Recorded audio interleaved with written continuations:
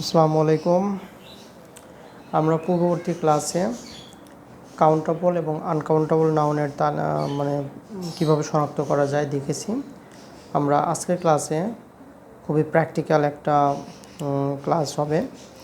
আজকের ক্লাসের আলোচ্য বিষয় কাউন্টেবল নাউনের তালিকা এবং কাউন্টেবল নাউন দিয়ে নাউন ফ্রেজ গঠন করার চেষ্টা করা।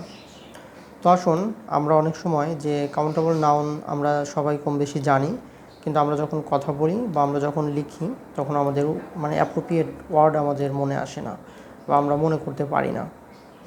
এর মূল কারণ হলো যে আমরা ওয়ার্ডগুলো বিচ্ছিন্নভাবে শিখি। অর্থাৎ আমরা যখন ভোকাবুলারি শিখি তখন আমরা শুধুমাত্র ওই শব্দটাই শিখি, কিন্তু ওই শব্দের আগে পরে কিছু শব্দ যুক্ত করে যে একটা শব্দগুচ্ছ তৈরি করব সেটা আমরা করি না, যার কারণে আমাদের ওই শব্দটা মনে থাকে না এবং আমরা ভুলে যাই। খুবই দ্রুত আমরা শব্দটা ভুলে যাই। কিন্তু একটা শব্দের সার্থকতা তখনই হবে যখন আমরা ওই শব্দটা ব্যবহার করে আমরা একটা ফ্রেজ গঠন করব। তো যা হোক, আমরা চলে যাচ্ছি মূল আলোচনায়। তো এখানে যে তালিকাটা দেওয়া হয়েছে এটা কোনো পূর্ণাঙ্গ তালিকা নয়, এটা হচ্ছে কাউন্টেবল নাউনের কমন কিছু কাউন্টেবল নাউন আমি এখানে লিখেছি। আরও আছে, আমরা ধারাবাহিকভাবে লিখতে থাকব। এগুলো যদি আপনারা বাসায় আজকের ক্লাসে যেভাবে প্র্যাকটিস করাবো ঠিক সেভাবে বসে বসে আপনারা ফ্রেজ গঠন করার চেষ্টা করেন, তাহলে আমার বিশ্বাস যে আপনাদের স্পিকিং এবং আপনাদের রাইটিংটা অনেক বেশি স্মার্ট হবে এবং আপনি স্বতঃস্ফূর্তভাবে স্পিক করতে পারবেন যে কোনো পরিস্থিতিতে। আচ্ছা, যেমন এখান থেকে র্যান্ডমলি আমরা নাউন নিয়ে আমরা ফ্রেজ গঠন করব এবং সেগুলোর বিভিন্ন ফাংশন আমরা ব্যবহার করে বাক্য গঠনের চেষ্টা করব। উল্লেখ্য যে এখানে যে কাউন্টেবল নাউনগুলো আছে সবগুলোই সিঙ্গুলার ফর্মে আছে। আপনি চাইলে এটাকে প্লুরাল ফর্মে ব্যবহার করতে পারেন। Accident, account, actor, address, adult, animal, answer, apartment, article, artist, baby, boy, ball, dark, bank, battle, bench, bell. আমার মনে হয় না সবগুলো এভাবে বলে দেওয়ার প্রয়োজন আছে, কারণ স্পষ্ট দেখা যাচ্ছে। আচ্ছা, আমরা একটা করে নিচ্ছি আর সেটা দিয়ে নাউন ফ্রেজ গঠন করে আমরা বাক্য তৈরি করার চেষ্টা করি। যেমন আমরা এখানে এ থেকে আমরা অ্যানিম্যাল নিতে পারি। অ্যানিম্যাল দিয়ে আমরা একটা বাক্য গঠন করার চেষ্টা করি। যেমন এ ক্যাট ইজ অ্যান অ্যানিম্যাল। আমরা এটাকে সম্প্রসারণ করার চেষ্টা করি। এ cat is a domestic animal. A cat is a domestic animal in Bangladesh. A cat has become a very popular domestic animal in Bangladesh. A cat has become, লক্ষ্য করুন, a cat has become a very popular domestic animal in Bangladesh. দেখেছেন যে cat is an animal শুধুমাত্র একটা ছোট্ট noun ছিল, এটাকে আমরা কী করলাম, a very popular domestic animal. এভাবে আমরা ছোট করলাম, বড় করলাম। তো এইভাবে আপনারা ছোট ছোট নাউন ফ্রেজ দিয়ে আমরা বাক্য গঠন করি। যেমন অ্যান্সার, যেমন রাইট ইউর অ্যান্সার্স হেয়ার। এখানে একটা বিষয় উল্লেখ্য, যদি আপনি পসেসিভ ব্যবহার করেন তাহলে সেখানে কোনো আর্টিকেল ইউজ করার প্রয়োজন নেই। অর্থাৎ আপনি যদি কাউন্টেবল নাউন ব্যবহার করেন সেখানে যদি পসেসিভ ইউজ করেন তাহলে সেখানে আপনার আর্টিকেল ইউজ করতে হবে না। যেমন right your correct answer, write your relevant answer on the paper. When you appear in exam, you should write the relevant answer. You should write your relevant answer to the exam paper. এরকম যে আপনি answer দিয়ে আপনি বড় বড় সুন্দর absolutely right answer, যেমন you have given a right answer, you have given an absolutely right answer, এভাবে an answer, you have given an answer, অথবা you have given a right answer, you have given an absolutely right answer। এভাবে আপনি adverb যুক্ত করে, তারপরে adjective, adverb যুক্ত করে আপনারা কী করতে পারবেন, এগুলো সম্প্রসারণ করতে পারবেন। আবার আর্টিস্ট, যেমন mister Suman is an artist, mister Suman is an expert artist, mister Suman is a professional artist, mister Suman is an কী বলবো যে renowned artist, is famous artist, এভাবে হতে পারে। যে জয়নুল আবেদিনও আছে, famous artist in South Asia. Zainul Abedin can be মানে হ্যাজ বিকাম, অথবা Zainul Abedin became one of the famous artist in South Asia.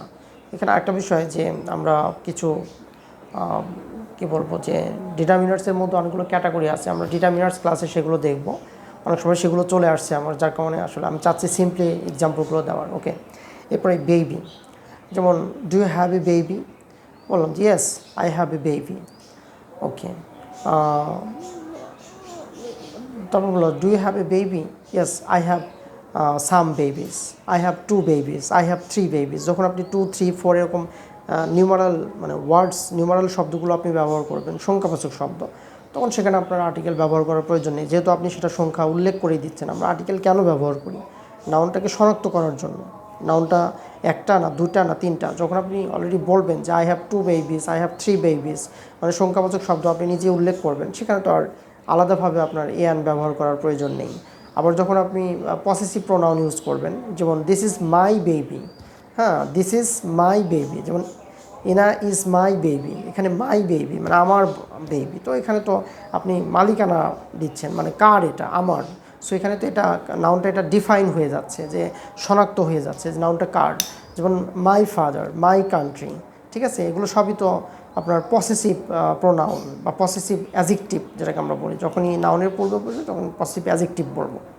তো এই মাই, হিজ, হার, ইউর, দেয়ার্স, এগুলো যখন কোনো সিঙ্গুলার কাউন্টেবল নাউনের পূর্বে বা প্লুরাল কাউন্টেবল নাউনের পূর্বে অথবা কোনো আনকাউন্টেবল নাউনের পূর্বে থাকবে, তখন সেগুলোর পূর্বে আর্টিকেল বসানোর দরকার নেই, ঠিক আছে, অর্থাৎ অ্যান ব্যবহার করার দরকার নেই, তো অলরেডি সেগুলো define. Okay,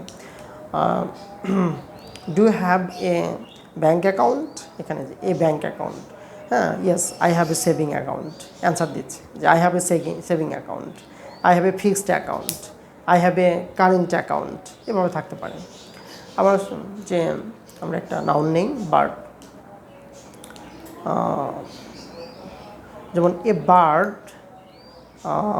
bird is twittering in the forest, অথবা birds are twittering in the forest. আপনি বলতে পারেন যে bird is twittering in the forest, মানে একটা পাখি ডাকছে মানে ফরেস্টে, অথবা আপনার বাড়ির পাশে ফরেস্ট আছে, আপনি বললেন যে bird is twittering in the forest, হ্যাঁ, অথবা there is a bird twittering in the forest, আপনি এভাবে বলতে পারেন। তাহলে there is a bird twittering in the forest, তাহলে এ বার্ড, আপনি সিম্পলি আপনি বলতে পারবেন না যে there is bird twittering in the forest, আপনাকে বলতে হবে there is birds twittering in the forest, অথবা বলতে পারবেন যে some birds are twittering in the forest, অথবা there are some birds twittering in the forest, এভাবে।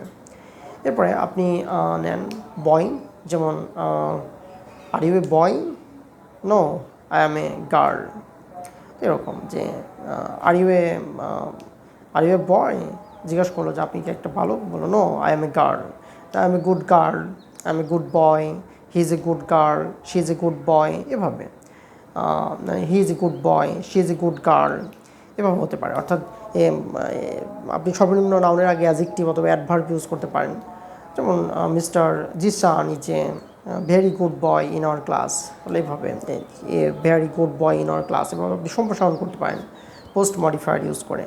আমরা সেগুলো দেখাবো যে কীভাবে সম্প্রসারণ করতে হয়। আমরা জাস্ট সিম্পলি আমরা কিওয়ার্ডগুলো দেখাচ্ছি যেন আপনি কিওয়ার্ডটা শনাক্ত করতে পারেন, কারণ এগুলো যদি আপনি চিনতে না পারেন বা আপনি যদি নাউনের মানে সিঙ্গুলার প্লুরাল না জানেন বা কীভাবে আপনি এটা সম্প্রসারণ করছেন তার বেসিকটা না জানেন, তাহলে আপনাকে যখন অ্যাডভান্স শেখাবো তখন আপনি সেটা ধরতে পারবেন না। যার কারণে আমি একটা বেসিক ক্লাস নিচ্ছি যেন আপনাদের নাউন হেড চিনতে সুবিধা হয়, কারণ অনেক সময় আমরা সাবজেক্ট টু ভার্ব এগ্রিমেন্টে হেড আইডেন্টিফাই করতে পারি না। তো সেখানে যে সমস্যাটা হয় যে নাউনের কাউন্টেবিলিটি আনকাউন্টেবিলিটি না জানার কারণে আমরা আসলে হেড আইডেন্টিফাই করতে ব্যর্থ হই। আচ্ছা, আবার স্পিকিংয়ের সময় এই ওয়ার্ডগুলো আমরা ফ্রিকুয়েন্টলি ব্যবহার করি, কিন্তু আমরা এগুলো সম্প্রসারণ করতে পারি না।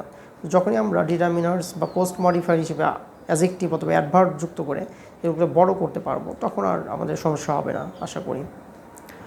ওকে, এরপর আমরা দেখুন যে dog, a dog is a very obedient animal. Okay, a dog is a very obedient animal, মানে খুবই বাধ্য একটা অ্যানিমাল। ওকে, তাহলে এই যে এখানে ভেরি অবিডিয়েন্ট অ্যানিমাল হচ্ছে ডোর, ওপেন দ্য ডোর, হ্যাঁ, close the door, open the window, close the window, এভাবে হয়। তো আমরা এ অ্যান্ড দিয়ে যে কোনো আর্টিকেল ইউজ করতে পারি আনকাউন্টেবল নাউনের সাথে। আচ্ছা, তারপরে আমরা ইউজ করি driver. R you A driver? Yes, I am A driver. I am a good driver, I am A competent driver, I am a professional driver, I am N experience driver, I am N expert driver, I am A car driver, I am A private car driver, এভাবে আপনি use করতে পারেন। এরপরে দেখুন যে আছে, আমরা নিতে পারি ফিল্ড। ওকে, ফিল্ড মানে তো জমি, আমরা সবাই জানি যে we have a field to produce rice বা প্যাডি বা পটেটো, এরকম যে you have something to do something. এভাবে আমরা নাউনকে সম্প্রসারণ করতে পারি। তো আশা করি আপনারা বুঝতে পেরেছেন যে আমি কীভাবে আপনাদের নাউন সম্প্রসারণের কথা বলছি, অর্থাৎ ডিটারমিনার্স প্লাস অ্যাডজেক্টিভ বা অ্যাডভার্ব প্লাস হেড নাউন।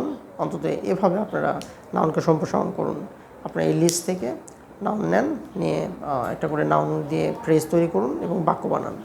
বাক্য হিসেবে আপনি ছোটো ছোটো বাক্য তৈরি করুন যে you have something, you have something বা সাম বডি ইজ সামথিং। যেমন Bangladesh is a country, Bangladesh is a independent country, Bangladesh is a developing country, Bangladesh is a populated country, এরকম যে সামথিং ইজ সামথিং, মানে কোনো কিছু সম্পর্কে কোনো কিছু বলা। অর্থাৎ যখনই আপনি কোনো কিছু সম্পর্কে কোনো কিছু বলবেন তখন আপনি এই নাউনটা ইউজ করতে পারেন। অর্থাৎ আমি একটু দেখি। আচ্ছা, আমি এখানে একটা স্ট্রাকচার লিখেছি, দেখুন, subject plus linking verb plus subject complement. এখানে যে নাউনগুলো দেখতে পাচ্ছেন, এই নাউনগুলো দিয়ে আপনারা যে ফ্রেজ গঠন করবেন সেই ফ্রেজগুলো সাধারণত আপনারা এই সাবজেক্ট অংশে অথবা সাবজেক্ট কমপ্লিমেন্ট অংশে ব্যবহার করতে পারেন। আর লিঙ্কিং ভার্ব হিসেবে এখানে আপনারা অন্তত বি ভার্ব ইউজ করতে পারবেন, অর্থাৎ am, is, are, was, were, এগুলো, ঠিক আছে, অন্তত এগুলো ব্যবহার করেন। লিঙ্কিং ভার্ব আরও আছে, সেগুলো আপনারা যদি না জানা থাকে সেক্ষেত্রে আপনি অন্তত বি ভার্ব ব্যবহার করবেন। Am, is, are, was, were এগুলো তো ব্যবহার করতে পারবেন অন্তত। যেমন হি ইজ, মানে এখানে আমি যেটা বললাম যে যেমন এখান থেকে যে কোনো একটা নাউন নিন আপনি, যেমন আপনি নিতে পারেন যে আইডিয়া, হ্যাঁ, যেমন this is a good idea. এই যে ইজ, এটা হচ্ছে linking verb, a good idea এটা হচ্ছে সাবজেক্ট কমপ্লিমেন্ট, আর দিসটা হচ্ছে সাবজেক্ট, ঠিক আছে। এভাবে আবার আপনারা নিতে পারেন এখান থেকে ম্যান নিতে পারেন, হ্যাঁ, যেমন হি ইজ এ গুড ম্যান। তাহলে যে গুড ম্যান, যে হি কমপ্লিমেন্ট, অর্থাৎ সাবজেক্ট হচ্ছে এখানে হি, আর লিঙ্কিং ভার্ব হচ্ছে ইজ, আর এ গুড ম্যান এটা হচ্ছে আপনার সাবজেক্ট কমপ্লিমেন্ট। অর্থাৎ যে কমপ্লিমেন্টটা, মানে অর্থাৎ নাউন ফ্রেজটা তার সাবজেক্ট নাউন ফ্রেজ সম্পর্কে অ্যাডিশনাল তথ্য দেয়, সেটাই হচ্ছে সাবজেক্ট কমপ্লিমেন্ট। যেমন আমি যদি বলি যে my father is a doctor, my father is a village doctor. Okay, এখানে দেখুন মাই ফাদার এটা একটা noun phrase, is linking verb মানে বি ভার্ভ। লিঙ্কিং ভার্ভ হিসেবে আপনারা শুধু বি ভার্ভই ব্যবহার করেন, অন্য লিঙ্কিং ভার্ভগুলো না জানা থাকলে শুধু বি ভার্ভ ব্যবহার করেন, অন্যগুলো দরকার নেই, অন্যগুলো আপনার ব্যবহার করার প্রাথমিক অবস্থায় প্রয়োজন নেই। এরপর আপনি সাবজেক্ট কমপ্লিমেন্ট দিলেন যে এ ভিলেজ ডক্টর, তাহলে এ village doctor equals my father, right. তাহলে যখনই সামথিং ইজ সামথিং হবে, অর্থাৎ কোনো কিছু সম্পর্কে আপনি কোনো কিছু বলবেন, হ্যাঁ, তখনই এই ধরনের নাউন ফ্রেজগুলো আপনি ব্যবহার করতে পারেন। অর্থাৎ নাউন ফ্রেজ সাবজেক্ট হতে পারে, আবার নাউন ফ্রেজ সাবজেক্ট কমপ্লিমেন্ট হতে পারে, অবজেক্ট কমপ্লিমেন্টও হতে পারে। আমরা সেই স্ট্রাকচারে যাচ্ছি না, আমরা একটা স্ট্রাকচার দিয়ে বাক্য তৈরি করি না, ঠিক আছে। যেমন my cousin is a captain, my cousin is a captain, his cousin is a captain. আবার বললাম যে বাংলাদেশ নিয়ে যদি বলি যে Bangladesh is a small country, হ্যাঁ, তাহলে Bangladesh equals a small country, Bangladesh is a developing country, Bangladesh is a populated country, ঠিক আছে, Bangladesh is A densely populated country, Bangladesh is A densely populated country in South Asia. এভাবে ধীরে ধীরে বড় করবেন, ছোটো করবেন, বড় করবেন। অর্থাৎ এম ইজ আর, প্রথমে আপনি সাবজেক্ট যে যা সম্পর্কে আপনি বলতে চান সেটা দিবেন, এরপরে am is are was were, present past future যে কোনো টেন্সে আপনি প্রেজেন্ট বা পাস্ট টেন্স ইউজ করবেন। এরপরে আপনি কমপ্লিমেন্ট অর্থাৎ একটা নাউন ফ্রেজ ইউজ করবেন। আগে একটা নাউন ব্যবহার করেছেন, এরপর একটা নাউন লিঙ্কিং ভার্ব ব্যবহার করেছেন, তারপরে একটা সাবজেক্ট কমপ্লিমেন্ট অর্থাৎ ওই সাবজেক্ট সম্পর্কে যে তথ্য দিতে চান সেই তথ্যটা আপনি দিবেন। তাহলে এইভাবে আপনি কিন্তু অসংখ্য সেন্টেন্স তৈরি করতে পারেন। এটাই হচ্ছে মূলত অক্সফোর্ডের মানে বাক্য তৈরির হচ্ছে নিয়ম, মানে রুলস আর কি। অক্সফোর্ড ডিকশনারিতে যেভাবে আছে, আপনি অক্সফোর্ড ডিকশনারি খুললে আপনি দেখবেন যে এভাবেই মানে বাক্য তৈরি করার ইনস্ট্রাকশন দেওয়া আছে। কিন্তু আমরা আসলে এগুলো জানি না বা বোঝার চেষ্টাও করি না, যার কারণে আমরা মনে করি ইংলিশ অত কঠিন ভাষা। কিন্তু ইংলিশ তো আসলে কঠিনভাবে শেখানো হয় না, ইংলিশটাকে অনেক সহজ করে দেওয়া হয়েছে। আমরা সেই সহজ পদ্ধতিতেই শেখানোর চেষ্টা করছি। প্রথমে হয়তো আপনার আন্ডারস্ট্যান্ডিং একটু কঠিন হতে পারে, কিন্তু একবার যদি আপনি বুঝে যান এবং ড্রিল করতে পারেন, আপনি যদি ছোটো ছোটো বাক্য গঠন করতে পারেন, তাহলে আপনি অনেকটাই মানে আর আপনাকে মানে আমরা ধরে রাখতে পারবো না, আপনি অসংখ্য বাক্য তৈরি করতে পারবেন। ঠিক আছে, এই স্ট্রাকচারে। তো যা হোক, উল্লেখ্য যে এই নাউনগুলো শুধুমাত্র এই একটা স্ট্রাকচারে ব্যবহার হয় না, আরও অন্য অন্য যে স্ট্রাকচার আছে সেগুলোতেও হয়। তবে আপনারা প্রাথমিক অবস্থায় এই স্ট্রাকচার দিয়ে বাক্য তৈরি করুন, পরবর্তীতে অন্য স্ট্রাকচারও ব্যবহার করতে সক্ষম হবেন আশা করি। ঠিক আছে, সবাই ভালো থাকবেন। পরবর্তী ক্লাসে আমরা আরও কিছু কাউন্টেবল নাউন দেখব এবং আনকাউন্টেবল পরবর্তী ক্লাসে আমরা অবশ্য আনকাউন্টেবল নিয়েই কথা বলবো, কারণ কাউন্টেবল নাউন নিয়ে অলরেডি আমরা অনেক কথাই বললাম। তো লিস্টের বাকি নাউনগুলো আমি দিচ্ছি।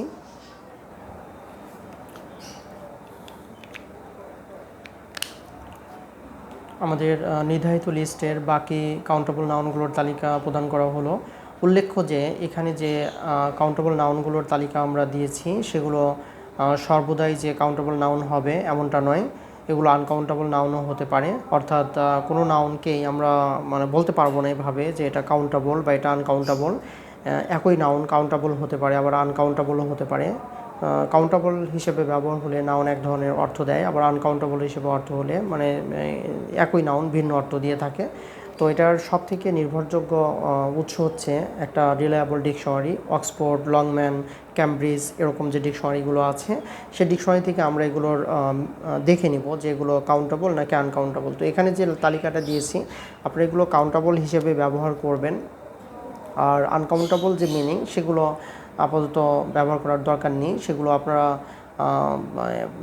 পরবর্তীতে ডিকশনারি থেকে খুঁজে বের করে দেখে নিতে পারবেন যে কীভাবে। তবে ইউজুয়ালি আমরা এগুলো কাউন্টেবল হিসেবেই ব্যবহার করে থাকি দৈনন্দিন কনভারসেশন এবং রাইটিংসে, বিধায় এগুলো কাউন্টেবল হিসেবে আপনারা হচ্ছে সাবজেক্ট কমপ্লিমেন্টে ব্যবহার করে অসংখ্য বাক্য তৈরি করবেন। এখানে কোনো কঠিন কিছু নয়, প্রেজেন্ট অথবা পাস্ট টেন্সে এই বাক্যগুলো আপনারা গঠন করতে পারবেন, বা ফিউচার টেন্সে কোনো সমস্যা নেই।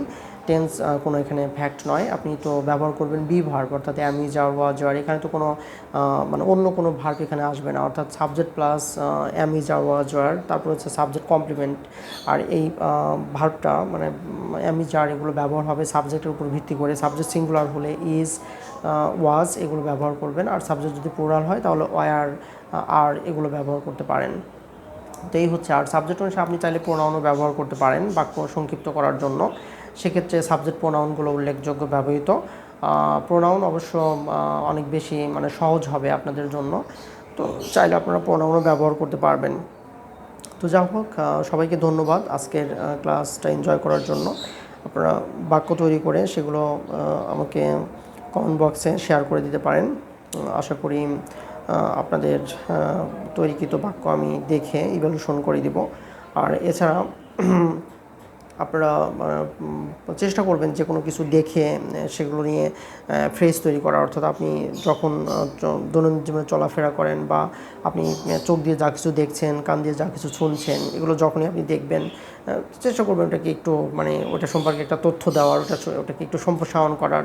অর্থাৎ ছোটো বাচ্চাদের মধ্যে একটু কিউরিয়াস হন আপনারা, ঠিক আছে, একটু কৌতূহলী হন। যেমন ধরেন আপনি একটা হচ্ছে টেবিল দেখলেন, তো আপনি এভাবে বলতে পারেন যে this is a table, this is a nice table, this is a wooden table, this is a broken table, this is a precious table, হ্যাঁ, দিস ইজ এ মানে big table, this is a small table, this is a tiny table, এভাবে। অর্থাৎ আপনি মানে বাচ্চাদের মতো curious হতে হবে ভাষা শিখতে হলে। আপনি একদম মানে কি বলবো যে মানে হাত পা গুটিয়ে বসে থাকলে ভাষা শিখতে পারবেন না। ভাষা শেখার মূল ব্যাপারটা হলো প্রচুর পরিমাণে আপনাকে কথা বলতে হবে, প্রচুর পরিমাণে আপনাকে কথা শুনতে হবে, দুটোই। আমি যে কথা বলছি এটাও শুনতে হবে, আবার আপনি নিজেও কথা বলতে হবে, ঠিক আছে? কথা না বললে আপনি কথা বলা শিখতে পারবেন না, ঠিক আছে? সো আপনি এই নাউনগুলো নিয়ে কল্পনা করুন, এই নাউনগুলো নিয়ে ভাবুন, চিন্তা করুন এবং নাউনগুলোকে সম্প্রসারণ করুন এবং বাক্যে ব্যবহার করুন। তাহলে আশা করি বাক্য যদি আপনি কোনো কিছুই তৈরি করতে দিস, দিট, ইস, মানে দিস, দ্যাট, দোস, ইট, এইসব দিয়েও তো আপনি বাক্য বানাতে পারবেন, তাই না? যেমন this is a Sturm, this is a village, হ্যাঁ, দিস ইজ মাই ভিলেজ, হ্যাঁ, দ্যাট ইজ দ্য উইন্ডো, এগুলো তো পারবেন, এগুলো তো ছোটো বাচ্চারাও পারে। অর্থাৎ ছোটো ছোটো দিস, দ্যাট, দোস, এগুলো দিয়েও তো আপনারা বাক্য তৈরি করতে পারবেন। তো এইভাবে মানে ছোটো ছোটো মানে কি বলবো যে মানে বাক্য আপনারা বানান, মানে সাহস তৈরি করেন। আপনাকে যেখানে সবসময় নাউন ইউজ করতে হবে এমনটা নয়, আপনি প্রোনাউন ব্যবহার করুন, কোনো সমস্যা নেই, ঠিক আছে? বাক্য হবে, কিন্তু আপনার ভিতরে একটা কনফিডেন্সটা গ্রো হবে। দ্যাট ইজ এ টেবল, হ্যাঁ, দ্যাট ইজ এ বুক, হ্যাঁ, that is a basket, that is the window, ঠিক আছে? হ্যাঁ, দিস ইজ মানে কী বলবো যে দিস ইজ এ মানে বিউটিফুল ভিলেজ, হ্যাঁ, এরকম। দিস ইজ এ টাউন বা দিস ইজ এ সিটি, এভাবেও তো তৈরি করতে পারেন। হ্যাঁ, মানে অর্থাৎ যেটা মানে আপনাদের সাধ্যের মধ্যে যতটুকু পসিবল আর কি, সেভাবে করেন, ইনশাআল্লাহ দেখবেন আপনাদের কনফিডেন্স অনেক বেশি গ্রো করবে আর কি। তো সবাই ধন্যবাদ, আল্লাহ হাফেজ, পরবর্তী ক্লাসে আমন্ত্রিত।